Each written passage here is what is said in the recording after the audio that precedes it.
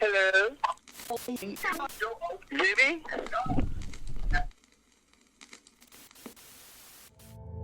This chapter might get me into trouble. With that being said, I am not suicidal in any way.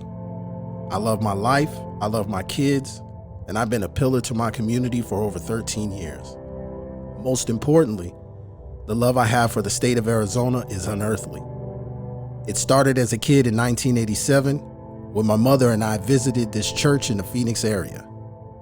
I saw these stone maps while we were given a tour of the facility, and the priest said they led to gold and silver.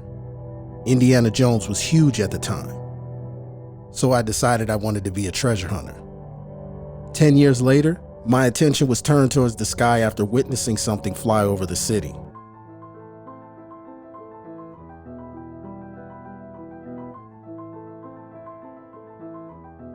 Over the years, the hunt for treasure shifted into a thirst for information on the unknown objects above. I've traveled the world for knowledge. These eyes have seen things that many will not be able to. It wasn't until October of 2011, on a trip to the Asia Minor for a research paper, that ended up being the most fruitful.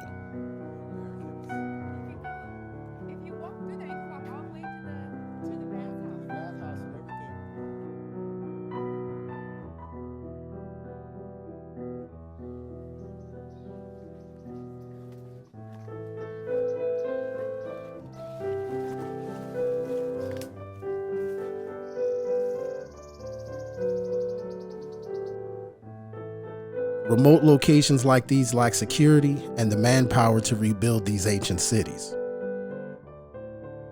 During my college years, the goal was to be a professor in history and an archaeologist.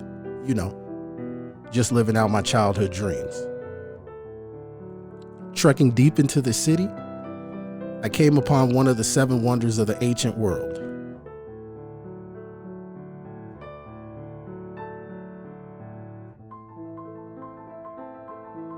Hidden passages, relics, statues are all within arm's reach.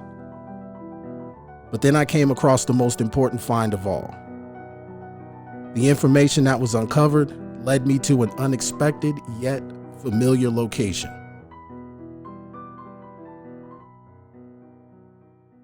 not supposed to talk. How do I say it? I've always known I'm not supposed to be talking.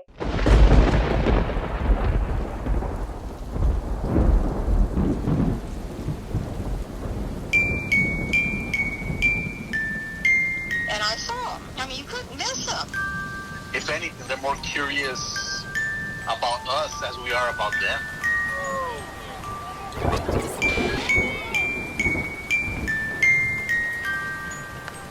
They wanted to borrow the ending, or borrow the negative. What is that? Because they were in a formation. And I remember seeing something, a flashing light. I couldn't tell the shape of whatever it was. People are reporting seeing lights in the sky.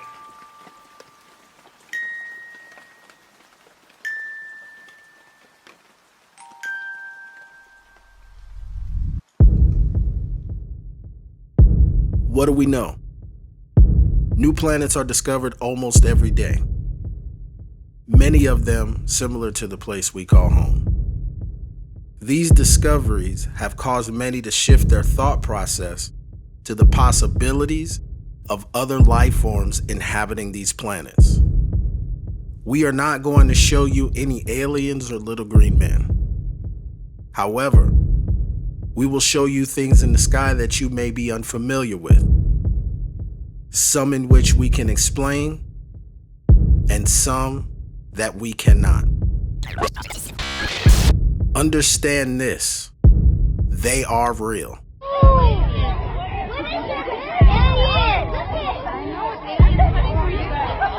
What is that? They're coming for you guys. You no longer have to ask that question. In this chapter, we will explain why you should get away from using the acronym UFO. The conversation shifts towards aliens, That's not always the case. Instead, we will say unidentified flying object or unexplained aerial phenomena. We will give you a crash course into the differences between the two, how to identify, accurately categorize them, and when their visibility is at best. You will also hear from credible eyewitnesses and their experiences. You will understand why the government insists that you stop saying UFO, but instead call these sightings in the sky.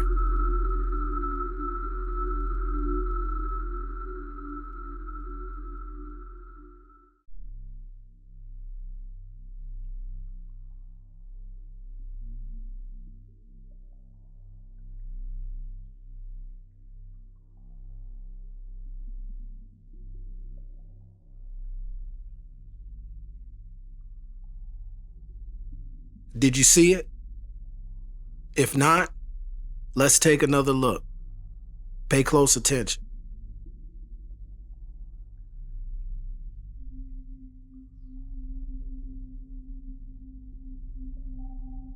Was it an unidentified flying object or an unexplained aerial phenomena? Let's understand the differences before you answer that. 99.9 KEZ with Beth and Friends. So on Twitter, I saw this topic. What's a story about you that is absolutely true, but people would think it's a lie? All right, it's not a lie. Absolutely true. Good morning, Elizabeth. What's your story? Well, good morning, Beth. And by the way, I just emailed you guys a picture of it. Way long time ago, I was driving west on Camelback Road. I was just south of the Luke Air Force Base there at Litchfield. And 6 fighter jets took off. And at the time, I'm thinking, night maneuvers, because there was the tensions in the Persian Gulf. And then I'm thinking, those guys look like they're going off to fight. And when I look up to my left, there's this big, huge UFO up in the sky. And I just pulled up the picture. It looks like 3 orange balls of flame or light or something. Make it bigger. You'll see the big black triangle that they're attached to. All right, let's see here. I'm trying to see. Big upside-down black triangle, but that was it. And the thing was... It was just huge, and then as the fighter jets got closer and closer to it, all of a sudden the thing just disappeared, just like flicking off a light switch. Now, how did you just happen to have a camera with you? I mean, because we didn't have camera phones at the time.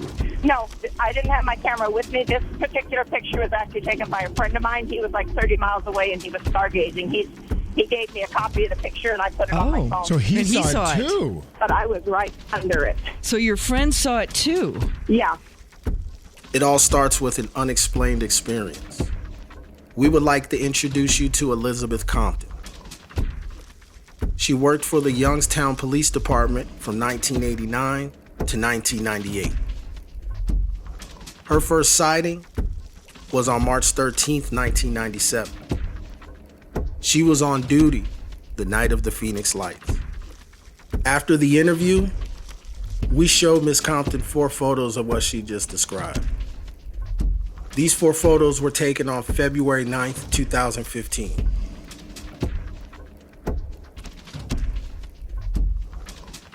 I witnessed and photographed a solid red ball of light near an airplane. The object had what appeared to be an exhaust trail that got smaller. Once that trail disappeared, it began to change its form into a black triangle with 3 visible red lights on the bottom of it, headed south towards Luke Air Force Base. This sighting would have been categorized as a UAP. However, the red ball of light changed into a black object. It was flying, and it was identified. That does not mean that its origins are extraterrestrial.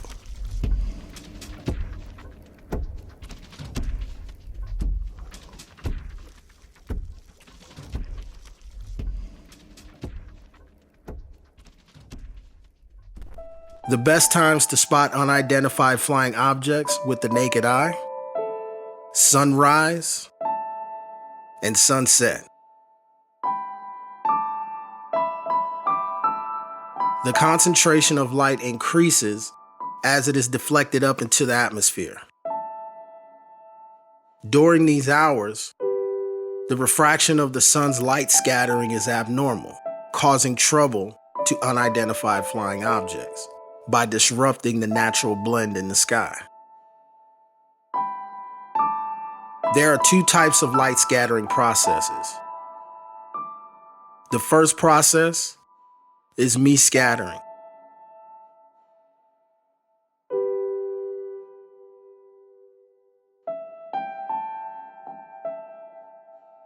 The light is deflected upwards, bends, and enters our atmosphere, generating well-lit, multicolored skies. The clip you are about to see was filmed on March 30th, 2019.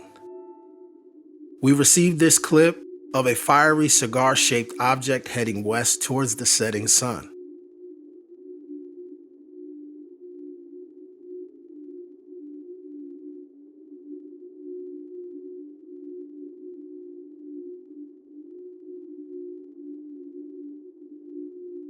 Newcomers to this community may question what they are seeing.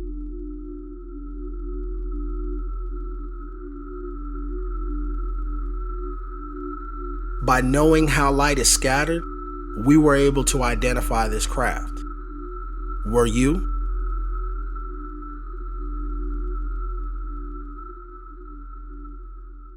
The next image won't be so easy to identify. The second light scattering process is known as Rayleigh scattering.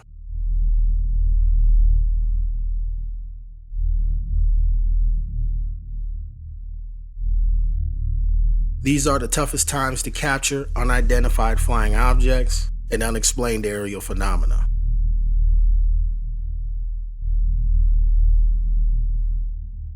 We did manage to capture this craft during a clear blue day. This happened on January 24th, 2015.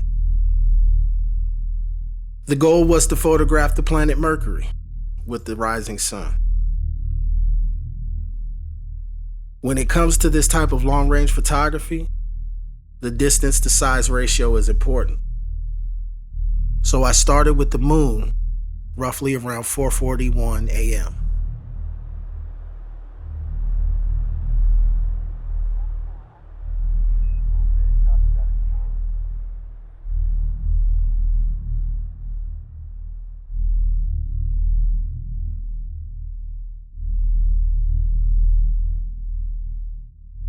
While tuning my camera on the moon, I noticed something in this image.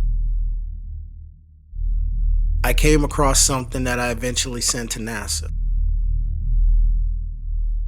So compelled by with what I saw, I actually missed the opportunity to photograph Mercury with the rising sun. Warning, this video contains super awesome content. Don't try this at home. At this time, Mercury is dangerously close to the sun. Minutes into this, I'm realizing that there's all kinds of stuff going on out there. And also the fact that I can see the darkness of space using my telescope. The clip you're about to see shows the sun into the corner, and then the object flies by. It's very quick. It's only about a second. But here it is.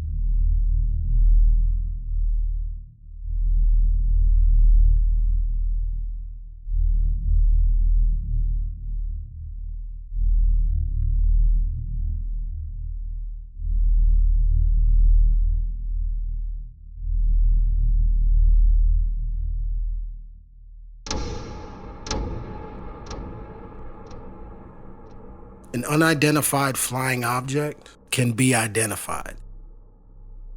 An unexplained aerial phenomena, that's a little bit different. You can easily tell that it's not a balloon. You can zoom in on it with your camera. You don't see any aviation lights. It's kind of hovering. You cannot explain what it is that you're looking at.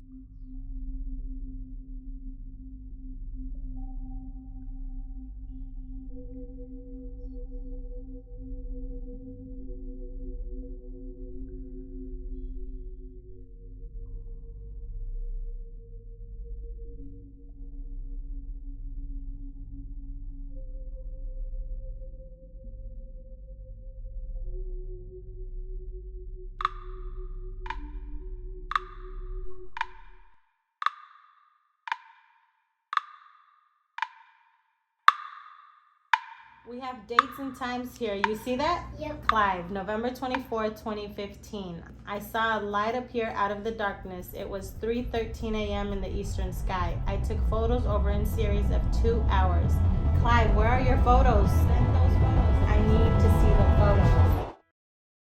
The time is around 3:13 in the morning when I was awakened out of my sleep. I head outside and immediately notice 3 white lights in a triangle-shaped pattern off in the distance. One of the lights disappeared. It does not fade as smoothly as the other 2 did. It appears to be struggling. My immediate thought was something exploded in the sky, maybe a helicopter or a plane, but there's no signs of debris or flames. The only thing that was left behind was this cloud, or what appears to be a cloud. It moved with the rotation of the Earth, meaning this event took place outside of our atmosphere. These white balls of light are very common in the Phoenix area. They seem to be watching over us or involved in certain individuals. These white orbs visit frequently, but never act in this fashion. The strange thing about this sighting is I remember going in the house about 4:44 in the morning, but the photos are time-stamped closer to the 6 o'clock hour. You can see the rising sun in the last few photos.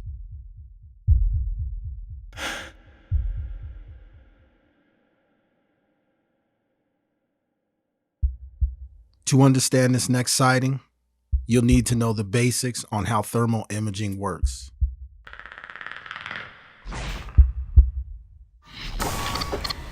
Daylight cameras, night vision devices, and the human eye all work on the same basic principle. Visible light energy hits something, bounces off of it, a detector then receives it and turns it into an image. Light must be received in order to create that image.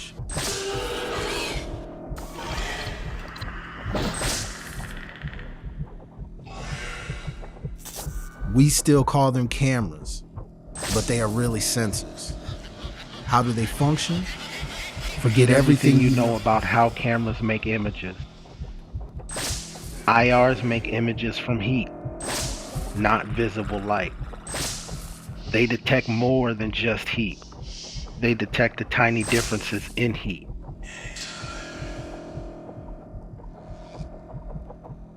Everything gives off thermal energy, including ice. IRs detect these temperature differences and translate them into image detail.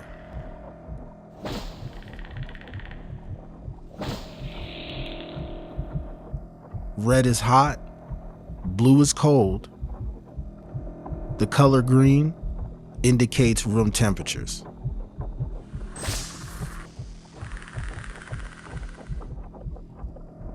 This sighting still remains unexplained.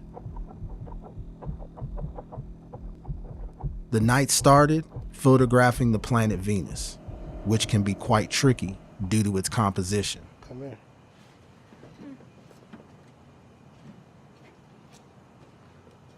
Whoa, what is that? Is that gas cloud? No. Or is that Saturn? I mean Venus.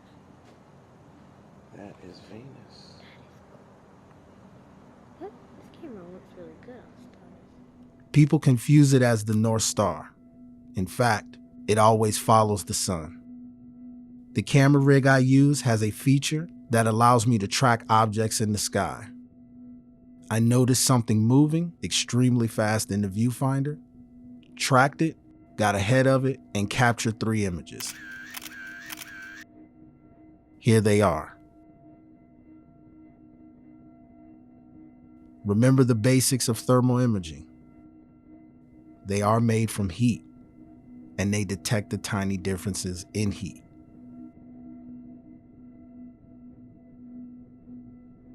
Red is hot, blue is cold. The color green indicates room temperature. We're not even going to try to speculate what this could be. If you look at this last image long enough, you can't help but feel like something is looking back at you.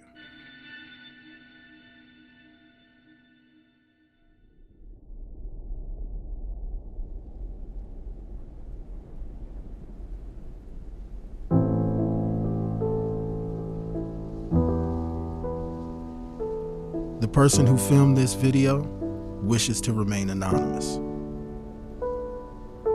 During February and March of 2017, she witnessed unexplained aerial phenomena for 27 consecutive days. The sighting took place right after I moved out of my condo and into my new place on Ironwood Drive.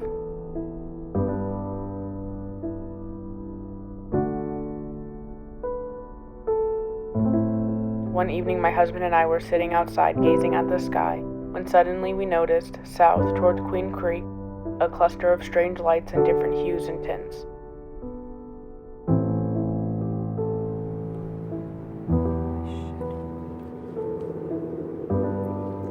Holy shit.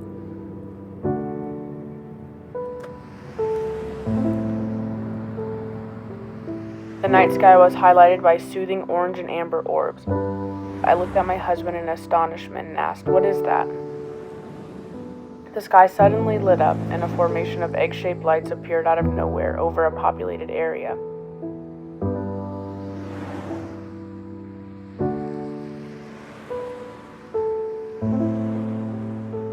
We watched the light patterns transmute in the sky. They also knew when to dim their lights to allow actual planes to pass without interference.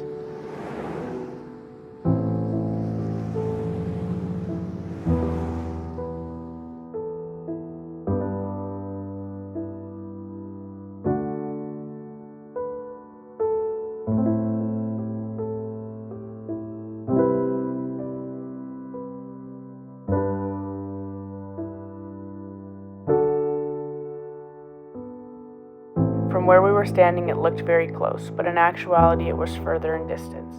If you're familiar with the Phoenix Lights backstory here in Arizona, then you already know what we were thinking. If you haven't heard about it, it's definitely worth the research.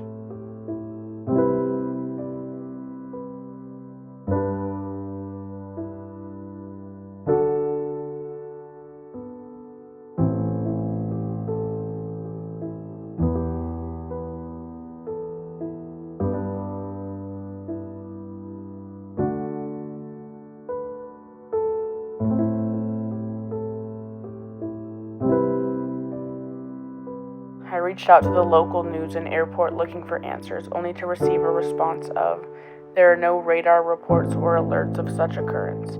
I couldn't believe, as undisguised as they were, it didn't make the news.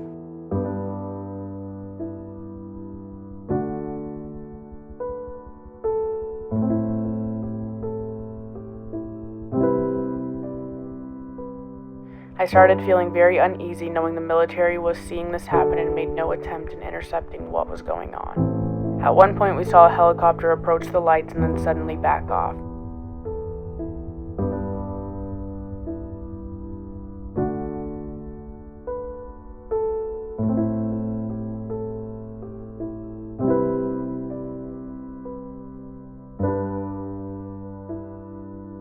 I knew what we were looking at wasn't military because where the lights were hovering was a populated area and would be unsafe.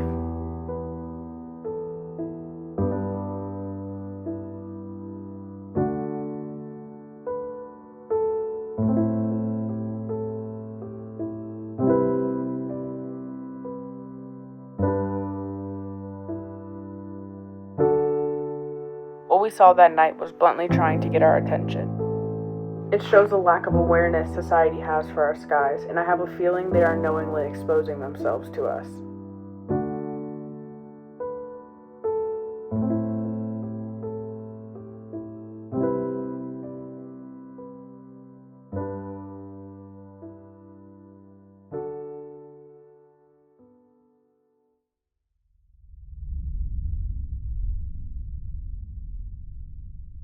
This sighting involves contact. My first recorded event took place in 2007, nearly 10 years to the day after my first encounter. I had the opportunity to show this video to Travis Walton, who was well known with contact and abduction. I believe it was watching over someone else because it was there days before and stayed static in the sky. It wasn't until I grabbed my camera and switched to night vision that's when I got its attention.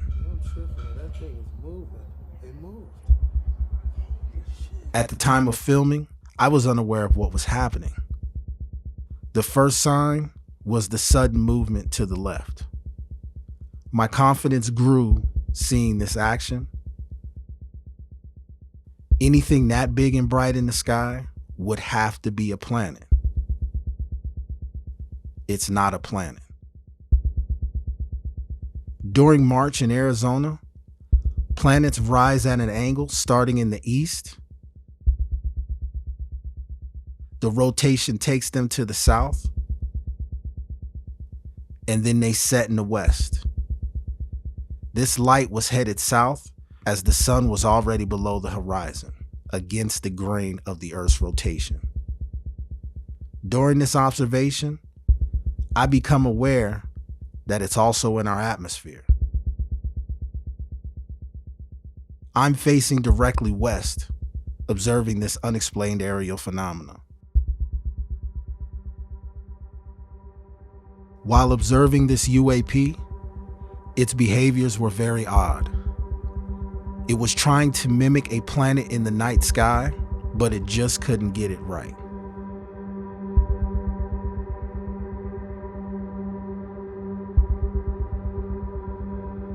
Not exactly following the path of the stars and planets, it was moving very slow and cautious.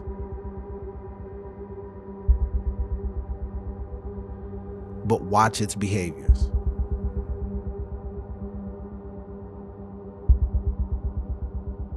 You'll notice a plane fly by for a brief moment. You'll see the red aviation lights from the plane reflect off of it.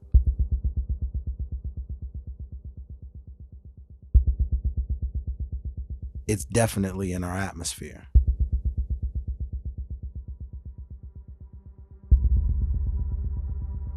It moved down the side of the building, further in distance. Watching the chart of the planets across the sky, you would think that could be Venus. That's using logic.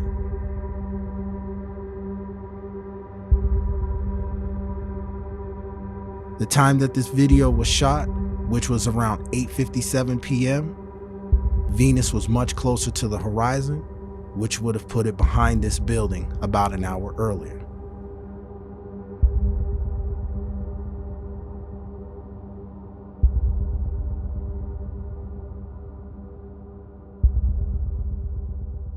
Once it was out of my line of sight, I packed up, I went inside for the night. But what I didn't expect was for it to show up again.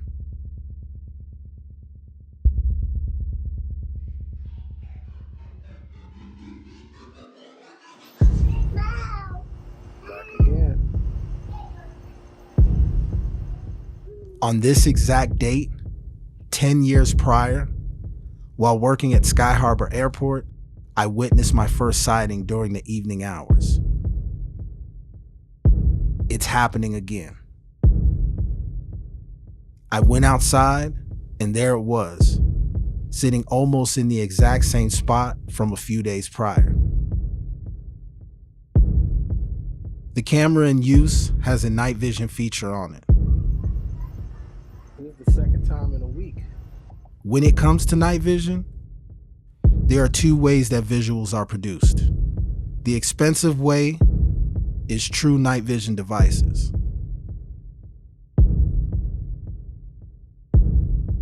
The cheaper way involves a feature that's built into the camera. Hello, Jenny.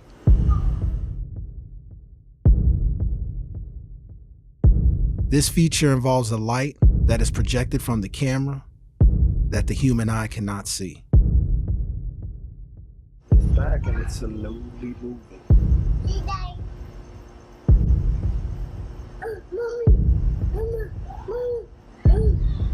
During this second sighting, I only filmed for about 7 minutes. March 10th, 2007. This is crazy. The second time in 1 week.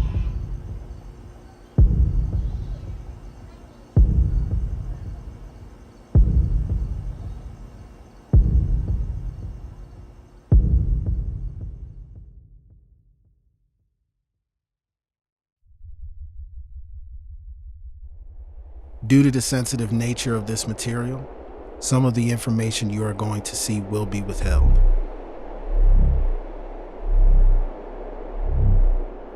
Look at these two images closely. This took place near Tucson during the sunset hours. Most people, even experts, think it's a photo taken inside of a moving vehicle, like a raindrop on a windshield. When you look at the uncropped image, you quickly realize that this photo was not captured inside of a moving automobile. What would have caused the light to bend in front of that rainbow? The one thing we know is this: mist scattering disrupted the natural blend of the sky, causing this phenomena to take place. Before we go into our next interview, let's take a look at the video in the beginning of this chapter.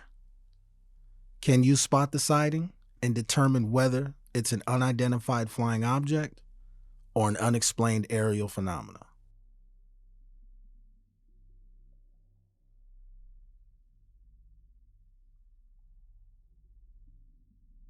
If you said unexplained aerial phenomena, you guessed correctly.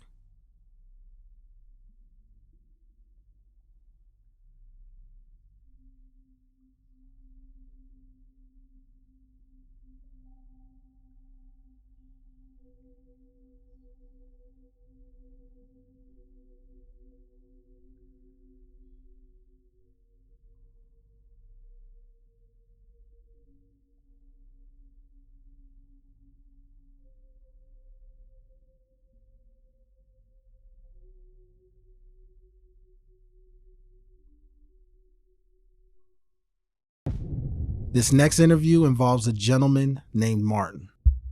He came to us with visual evidence of an unexplained aerial phenomena that eventually flew into the airspace undetected at Luke Air Force Base. Listen to Martin's remarkable story about what he saw living right next to the base. See, I was sitting outside in the backyard, and because Luke Air Force Base right down the street, you know. Actually, it's about 2 miles away from my house. And usually every day you can hear the planes coming in about 6 o'clock, 7 o'clock. And they make an enormous amount of noise. I'm sitting out there having some tea and with my dog out there and stuff. And I look to my right, so I'm looking north. And I see this real bright light up there. Well, these jets from Luke Air Force, they have the same bright light exactly. So during the day, I mean, it's like you're looking at a bright star when they're coming in. So I'm looking at it, and I said, I'm thinking to myself, as I'm drinking my tea, I'm thinking to myself, well, they're going to be passing by in just a little bit. I don't look forward to it because they're so loud, So I'm sitting there, and then about a good 5 minutes went by, and I look back over there, and it's still sitting there. And I'm like, what the hell, man? I mean, go, it didn't even, it's just sitting there, you know what I mean? And it's not flickering yet. On the video, it shows that it's flickering, you know, because if you look at an airplane, okay, with your phone, the lights don't flicker. You understand what I'm saying? When you're looking at an airplane with your phone, you know, try recording it, you'll see that the lights don't flicker. But this one, when I started recording it, the lights were flickering. But when I was staring right at it, there's no flickering. So let me go back to where I was sitting there, and I'm looking at it, and I'm going, man, this thing is just sitting there, you know what I mean? So I go, thinking to myself, you know what, I'm gonna stand up and walk towards the end of the patio to get a better look. And when I got up off the chair, the lawn chair, and I walked halfway to the patio, no kidding, man. Now I'm estimating this thing must have been about a good 5 miles away. Okay, because of the height and just you can almost tell how far it is. You know what I mean? Just by looking at it on the phone, you can't. You know, you can't determine depth, but as you're looking at it, you can determine depth. You know how far it is. Yeah. But when I stood up and I walked halfway to my patio, that thing shot towards the west. I mean, it was a freak of a from Still Point to the left, bam, real fast, and it stopped. And I stopped in my tracks, and I was freaking out, and I was like thinking to myself, what the hell did I just see?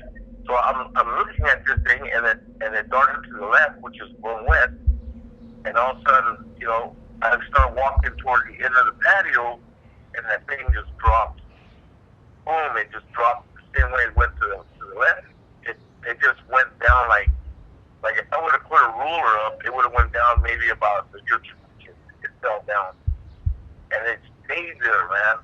And that's when I started recording it, and I'm screaming for my wife. I'm freaking out. Sometimes I have binoculars in my head, and I didn't even think about even looking because I was stunned, you know, what I was looking at. So she comes out, she says, let me see the binoculars. I gave them to her, and she's looking at it, she says, it's so bright, but I can't even tell what it is. Okay, here's the look. And it's not a helicopter. It's not, babe. It's not I just seen it go. It's just freaking me out. It went up and down. It just stayed in one spot. Yeah.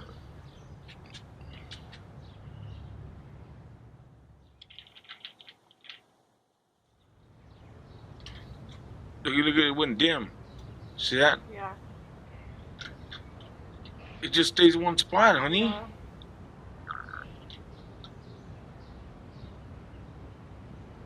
You don't have nothing on the stove, do you? Yeah. Okay, put those binoculars here. Look. You see how it went dim? Yeah. I have it on. There's another one on the left. Look. There's another one on the left. I think that... See, that's a plane, babe. No, look at what it's doing. Look what it's doing. Look what it's doing.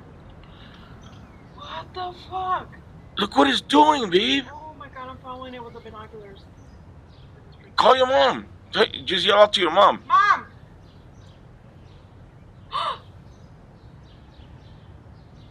And that's the Air Force that went over there, babe. Mom!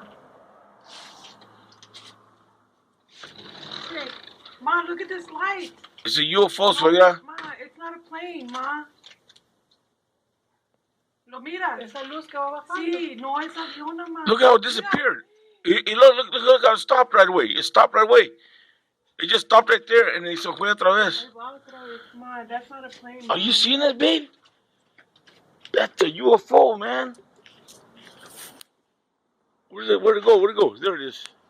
Where is it? It's right between the trees over here.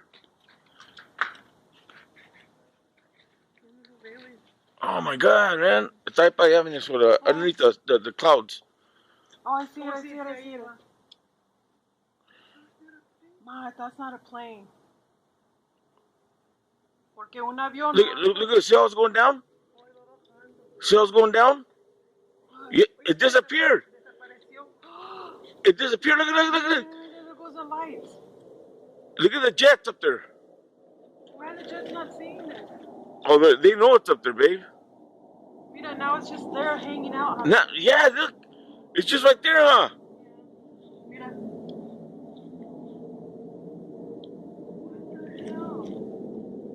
Look at the jets up there, man. It's right over the Air Force Base, babe. I know. I lost it, Javier. It's still there. I can't even see a shape. I can't see nothing. It's just so bright. Like if you're looking not at the sun, but it's just like looking at a silver star, but it's just so bright you can't even see the radius of it or anything like that. So, I'm looking and I'm telling her, look, man, it just freaked me out. It moved over and it did this, and I don't know what to say. And I looked at her and I said, do you see it? She goes, yeah, I'm looking through binoculars. I can't believe that I'm seeing this thing. So I had the camera and I see that I thought it was another one, but it was actually an airplane that was going by. Okay? Now, if you're standing at my level, which is ground level, and you're looking straight up at it, that means the airplane was way below the object. Even though it looks like it's above, it's way below, which means if I was standing eye level, which is maybe, say, 1,000 feet up in the air, I don't even know if it's that high, but maybe 1,000 feet up in the air, if I was looking directly at it, that means that airplane would be low. So it had no chance of seeing it. You got what I'm saying? As it was going by, the thing disappeared, man. And that's when I went, look what it's doing. That's when I said that. It disappeared. And when it appeared, it was already, when it reappeared, it was already to the left of that spot where it was at. It reappeared. It must have been like, I would say, at the distance of where it was at, maybe, a quarter mile away from the point where it was at when it reappeared. And they just booked it, man. It started taking off towards the sun, And I'm taking video of it as much as I can. But when it went past the tree, past the little house, and it was in between the house and the tree, it disappeared again. I go, look, it disappeared. And then it reappeared again, and it was still moving, but with a drop of a dime, it stopped in midair again. And I go, no, it stopped. And then all of a sudden, it took off again. But now when the film, or I'm filming with a phone and it's already towards the sun, you can't see it because the sun, of the glare of the sun. But we can clearly see it. And it went all the way towards the west where the mountain was at, and then it hovered. It went down really low, and it hovered. It hovered, man. It just stayed there.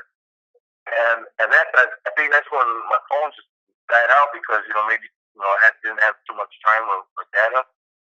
But it hovered right there, and it all of a sudden it went up, and it just went over the mountain, took off to the west, to the left. Well, you know what? I went to Luke Airport Base with it. The next day, I went over there. I told him, hey, I think you guys have a problem. And the guys were kind of laughing at me, the soldiers. That's probably a drone and all that. I go, you know what, man? This is an Air Force Base. You should take every goddamn threat seriously, not make a joke of it. I go, okay, well, let's go see what you got. He takes me into his room, and there's probably about 30 people in there. So he could see it better because it was too bright outside. And he let it go, not even halfway. So he was looking at it. He was like, yeah, well. I go, keep looking at it. Keep looking at it. And listen to what I'm saying. And he's looking at it. And when he sees it move, he says, okay, well, hold on. Let me call the investigator. So right away, he calls this investigator. And he says, I think you need to come out here. There's something you need to see. And they asked him what it was. He goes, well, unidentified object. And I go, you know what this thing was doing, it was looking at the Air Force base. It was checking you guys out. I go, if you don't want to take that serious, I think it's serious. If you don't know what it is, well, then you guys better investigate and find out what it was. And then the guy comes, investigator, about 15 minutes later, he comes, in the truck. And he's looking at it, and he's like, can you send me a video? Send me an email. So I did. I sent him the email and everything, and then he gives me his card. And he never got back with me or anything like that about it. But you know what? You know what's crazy? For 2 weeks, these jets weren't flying. For 2 weeks. They take off from here every day. They don't stop until about 11, 12 o'clock at night coming back in from wherever they were at. Man, they didn't even go nowhere. They were grounded for about 2 weeks. You know what's weird is when they started flying, they wouldn't even leave the area. They would fly around the Air Force base. They deploy. They take off the runway, these sharp turns, and they fly around the Air Force base, and they would land it again. And they were doing that for about a week, and then they don't take off from the north side anymore. What happened? Where did it go? Why was it over Luke Air Force Base? In between 2001 and 2015, there was a study conducted by Linda and Cheryl Costa. They took the number of UFO sightings over this period and broke it down to the county level. Number 1 is not surprising, but number 2 beat out 36 states.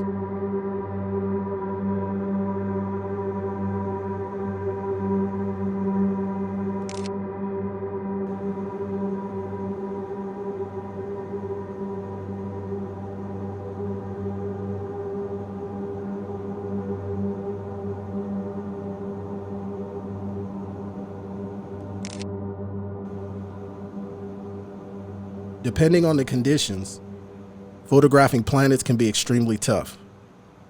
The one thing you can always count on is having to go against the speed in which the Earth rotates. We obviously cannot feel this standing on the surface, but in long-range photography, the 1,037 miles per hour in which the Earth rotates requires patience and perfect timing. In 2015, a new passion grew on me. Similar to photographing planets, it required timing of fast-moving objects that were sometimes airborne, that radiated colors from both ends of the spectrum.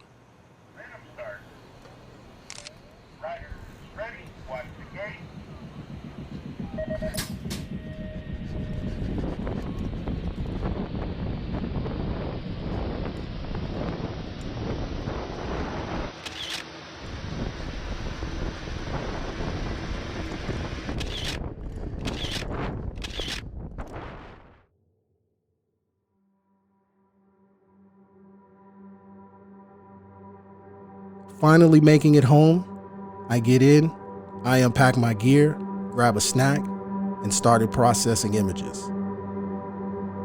Upon finding the pictures that were requested, I see something that shouldn't be there. Remember thinking it was lint, so I double-checked the image. That's not lint.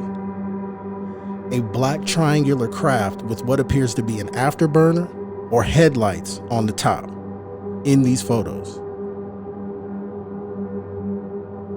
No conventional exhaust trail. Its surface is black with a V-shaped body, 3 access points, and it appears to be hovering.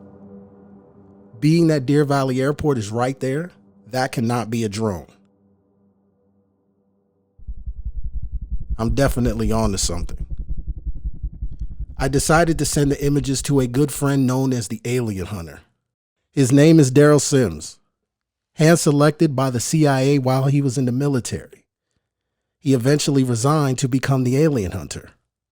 Now, before you go off the deep end with this information, think about it for a second. He was hand-selected by the Central Intelligence Agency. Everything you need to know about unidentified flying objects extraterrestrials, unexplained aerial phenomena, that's probably the one place you want to go for that information. He resigned and started hunting aliens. Upon emailing Mr. Sims the photos of the V-shaped craft and the black helicopter, I also gave him a timeline of how it happened and what took place.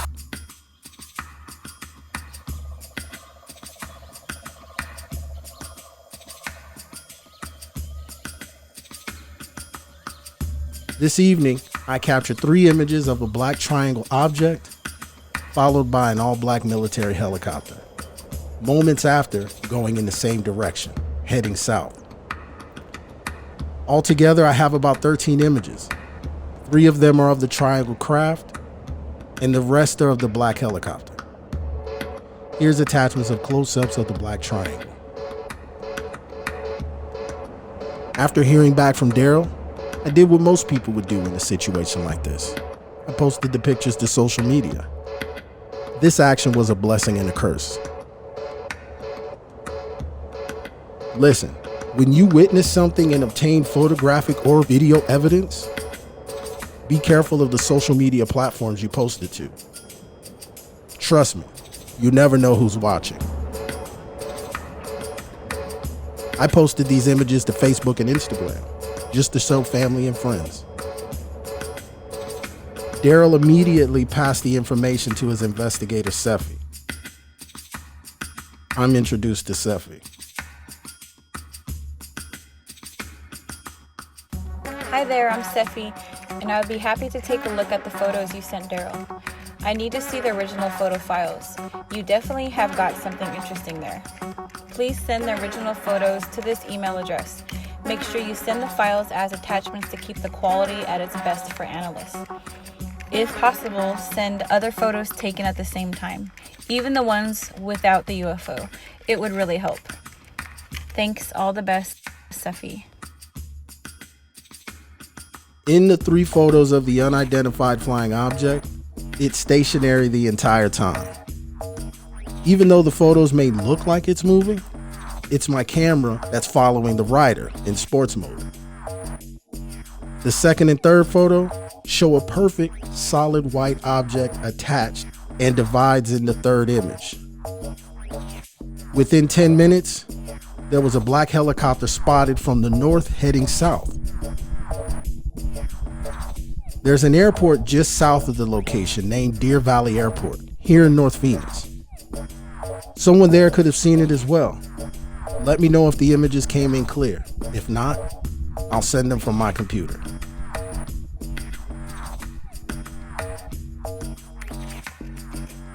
Hiya, thanks for the swift reply. Unfortunately, I didn't get the third picture of the UFO. I only got 2. This email I'm replying to you on is the one that was missing the attachment. Maybe you can try and resend it to me. I live in the UK, so the time difference may make my reply seem slow to you. I'm working on this today. All the best, Steffi. Hello again. I have some questions to you if you don't mind. I always try to put myself in the photographer's shoes. I'm not a professional photographer, but I have been having fun with my DSLR for the past couple of years. Did you see the UFO before taking the photo? If so, what made it catch your eye? Did you watch it hover? Did you see it leave? Did it move away, vanish when the helicopter arrived? How long was the UFO in the area?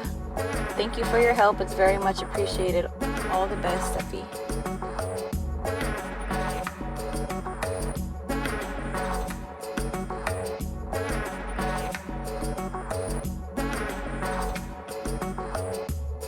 No, I didn't see it before taking the photos. As the pictures were being taken, I did see something but dismissed it, as I thought it may have been lint on my camera or something flew off the rider. I checked my lens and there was nothing there, so I dismissed it and moved on. Then I saw the black helicopter with the naked eye and began to photograph it. That's when I thought to myself, did I really capture something?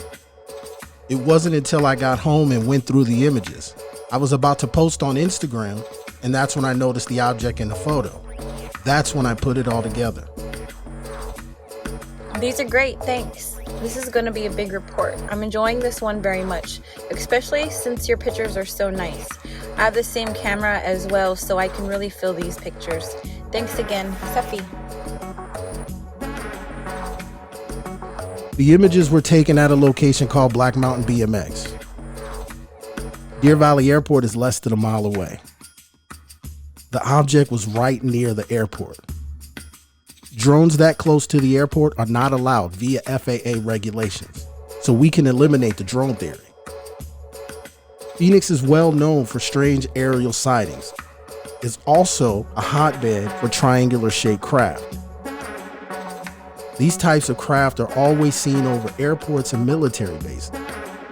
In these images, the camera focused more on the unidentified flying object than the actual rider.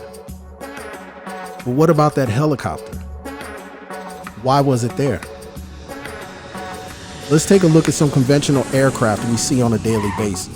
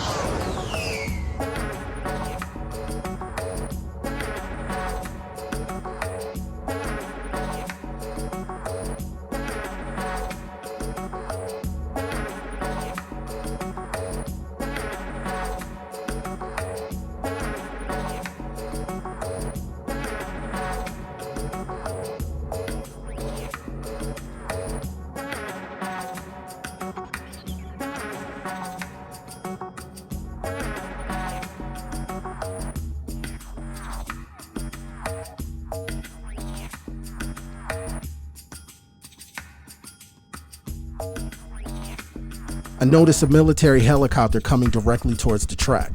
Flies over the track, then makes a right turn heading south, circles Black Mountain, heads west, and lands at Deer Valley Airport.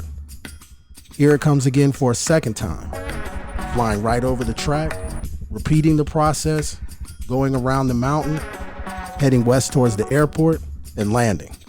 Again, it repeats this process for a third time, for a fourth time. This is when I message Mr. Sims. A fifth time, a sixth time. Something's not right. This is when I take video. Here it comes, seventh time. We're at Black Mountain BMX here in Phoenix. Full event. This is my first time back since the actual event. And right over this hill, pretty much in the same direction where the unidentified flying object was spotted. Here it comes again. Seventh time this Black Hawk. No markings.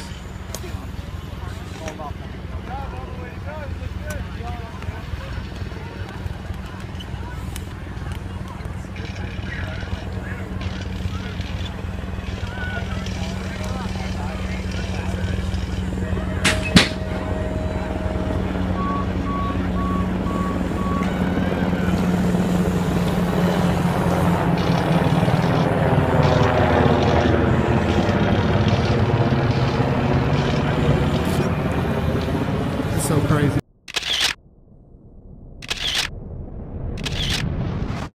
Why would the military circle that area 13 times, 4 days after an unidentified flying object was spotted in the exact same location? There were plenty of witnesses that saw this take place. This really feels like an intimidation tactic. Listen, you need to understand why these helicopters are so important. I have to take you back to an event that took place on August 13th, 2008. On a morning commute headed to work, the radio station is tuned in to 104.7 KISS FM. Listening to John Jay and Rich, johnjayandrich.com. Hi, we're John Jay and Rich. They're doing a segment called What is Something That You Witnessed and Nobody Believes That You Saw It. This is what eventually turned into Confession Wednesdays. This radio show is the only one throughout the John Jay and Rich history that has been removed from the catalog. There's only one location on the internet you can even find this story, and it's on a website called godlikeproductions.com. On this specific show, a woman by the name of Nikki begins to share her story. She said she was in a traffic jam on the 10 near Casa Grande. She says she saw a black helicopter just appear out of nowhere to the south. Then it swooped down to the other side of the highway, and then a military truck pulls up. Men jumped out of the truck. She notices that they are carrying something big in size. They put it on the helicopter. The helicopter picks up a few of the guys and flies away. She's one of many that saw this take place while they were stuck on the highway. It doesn't seem like much until John Jay brings in another caller who says his name is Colonel McBride. He's stationed at a base that doesn't come up on your typical Google search results. So for that sake, we won't mention that base name. Colonel McBride says that he was in the middle of a root canal when he started hearing chatters of a radio station talking about black helicopters in the desert. John Jay and Rich seem normal at first. Then John Jay begins to ask questions. He questions the colonel's position, who he really is, where he's really located.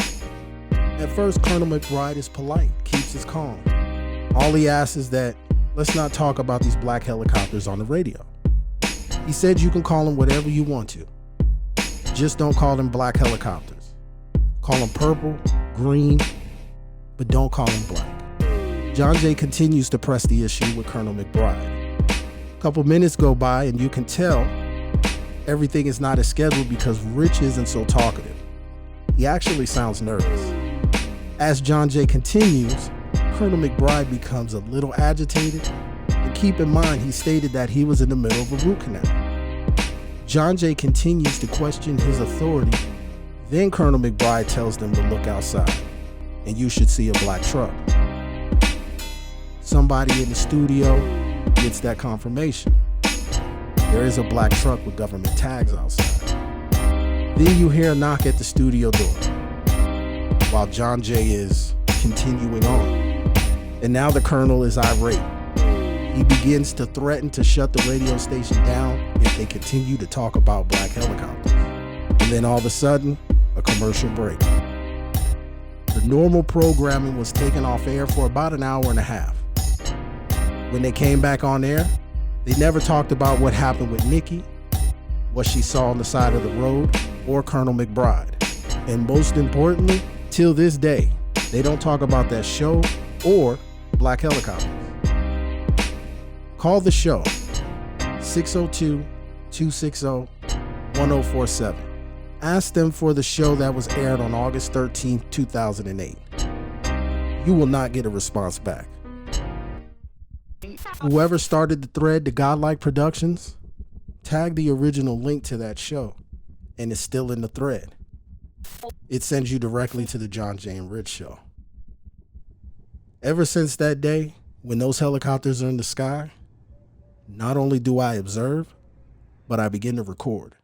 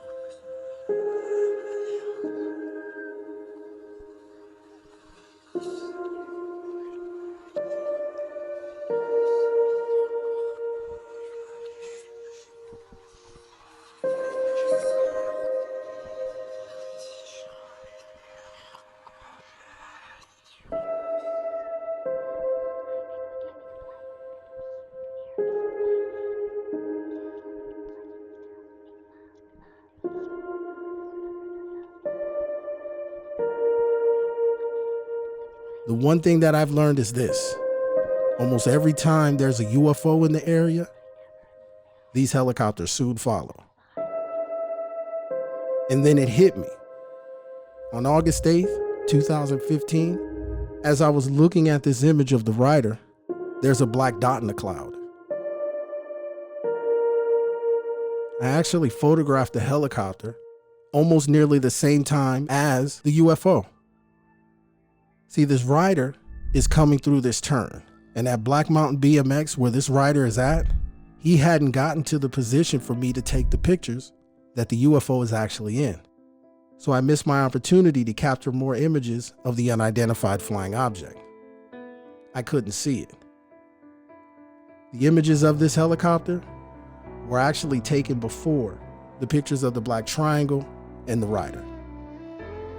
It was there. But more importantly, why would they show up 4 days later on August 12th? The very next operational night when it comes to Black Mountain BMX.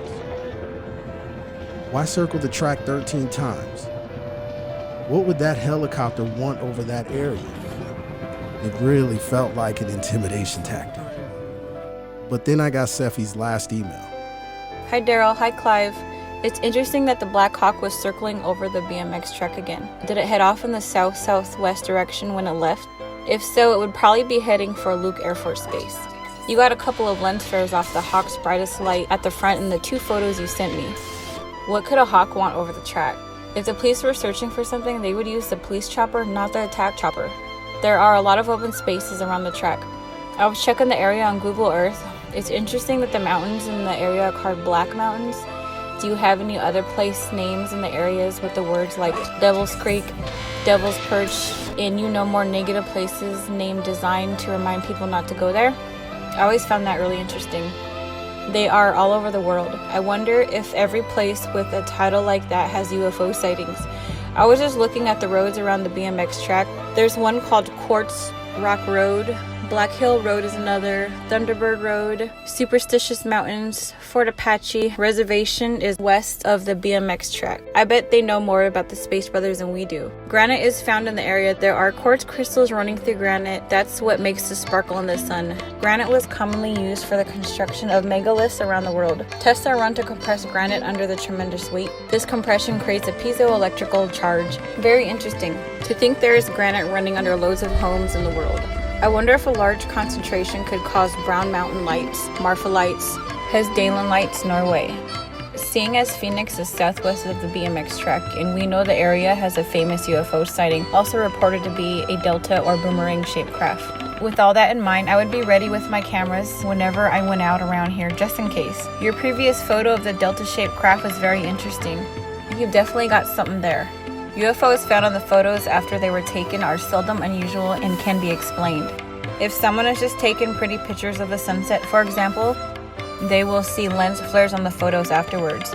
They couldn't see them when they took it, so it seems strange. Your delta-shaped craft is not lint or lens flare. It's an aircraft of some sort, alien or human, I don't know. Did you happen to check to see if the air shows around you at the time were showing any of the flying wings? I wonder what the UC-60 was up to. All the best, Seffi. They weren't trying to intimidate us. They were searching for something.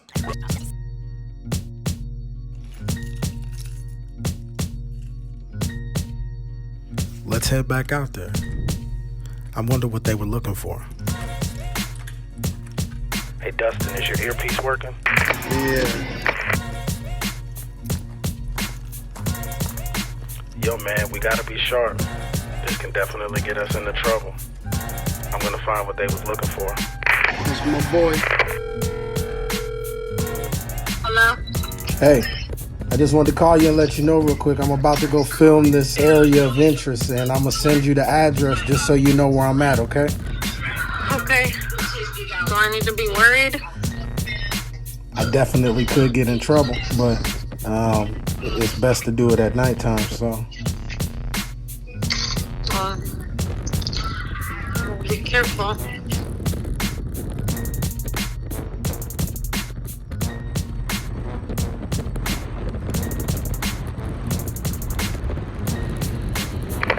Cash with you? Yeah. Me and Cash going for a ride. That's my boy, huh, Cash? That's a good boy. He's everywhere. Riding. Keep him with you at all times.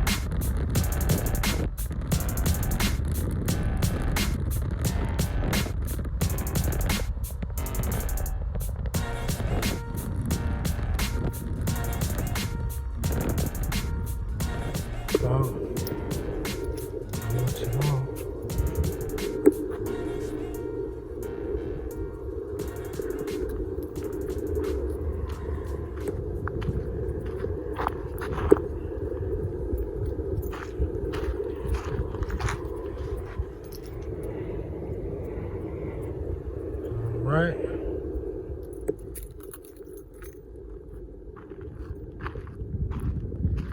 Yo, gotta get out of here, yo.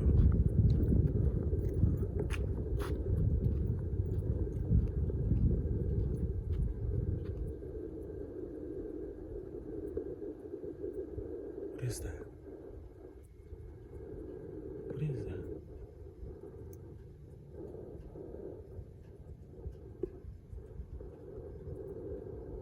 You hear that?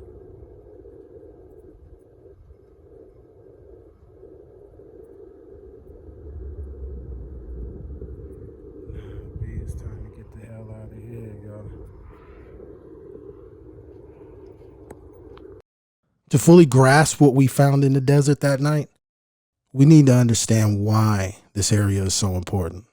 When I was in USO way back during the Vietnam War, but I was in Arizona, Phoenix, worked with Luke Air Force Base and Williams when it was still an Air Force Base. In fact, Litchfield was a Naval Air Station in those days instead of what it is today. But anyway, a guy that I dated for a long time from Luke Air Force Base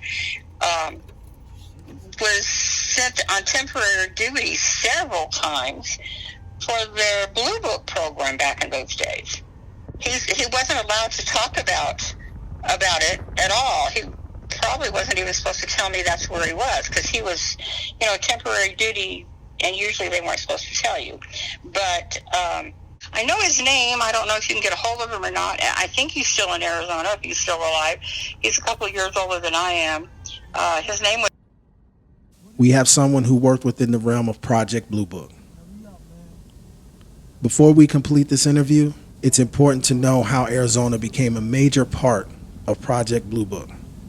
In order to do this, we need to go back to 1940, when the population in Phoenix was around 65,000 people.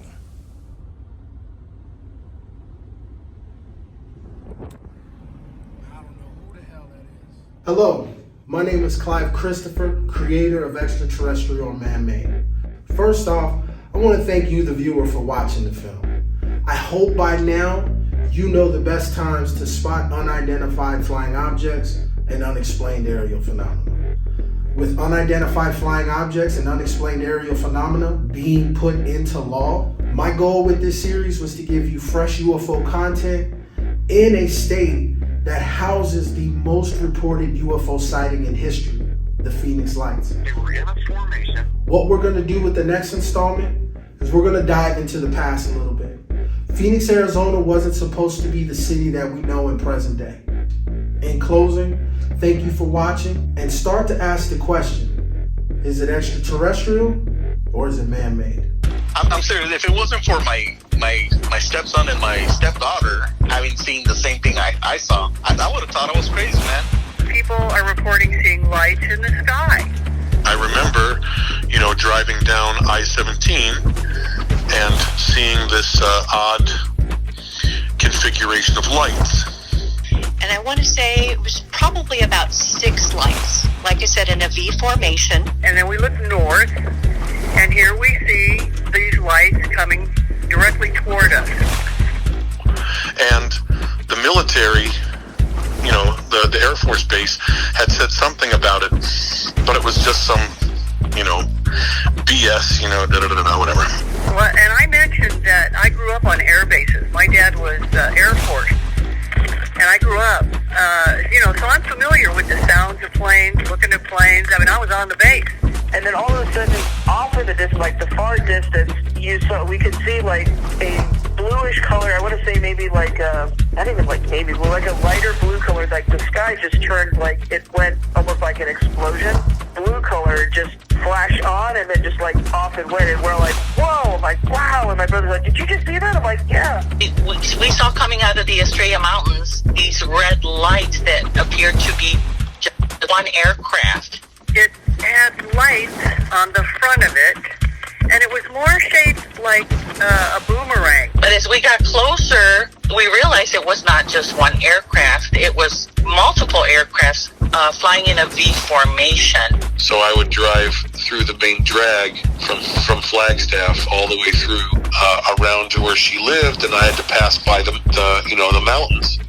And it was over on that ridge that I saw those lights. Everybody saw clearly from the street. No one could have missed them.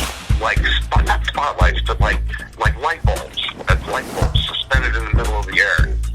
They were in a formation. They were in kind of like an arc, kind of a little arc. It wasn't necessarily a straight line. Dude, they're real, man. If you stare at the sky long enough, I tell people you just gotta stare at the sky long enough, and you will see these things.